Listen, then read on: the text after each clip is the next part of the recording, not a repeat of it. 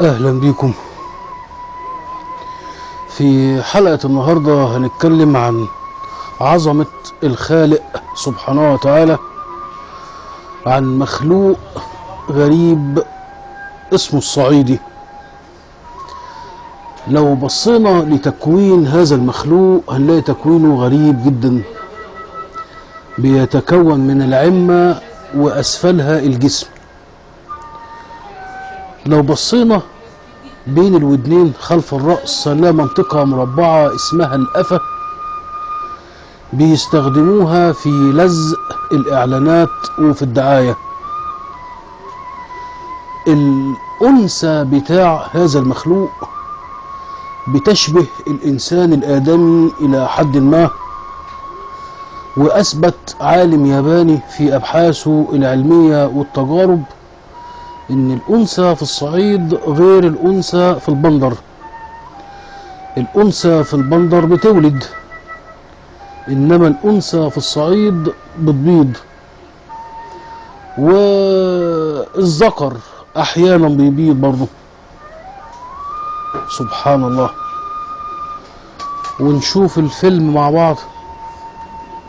سبحان الله، شوف تكوين جسمه عامل ازاي. بص، يكاد يكون بني آدم. سبحان الله.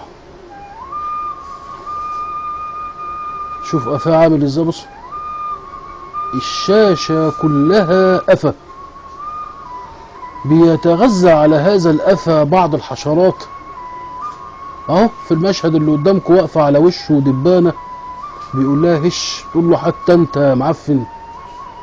سبحان الله. معروف ان هذا المخلوق لو بلع ريقه بيجيله تسمم. اهو عمال يتألم، وقع على الارض اهو. بيقترب بعض العلماء لو رفعنا دراع هذا المخلوق، سبحان الله، شوف العنكبوت تحت باطه عامل ازاي.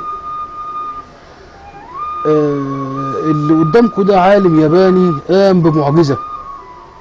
تمكن هذا العالم من تدريب المخلوق ده على ركوب العجل. شوف راكب العجلة ازاي. بص، شوف لفة رجله. سبحان الله. في المشهد اللي قدامكم اهو شايل شكارة الاسمنت والزلط، وبيطلع العمارات شاهقة الارتفاع ونازل على قفا ابنه ضرب طخ طيخ. حنان غريب. لو بصينا على قدم هذا المخلوق، شوف كعب رجله عامل ازاي. بص، شوف السحلية اللي داخله تجري. كون تاني وألفة عجيبة. وما أوتيتم من العلم إلا قليلا، وإلى حلقة قادمة إن شاء الله. مصطفى محمود.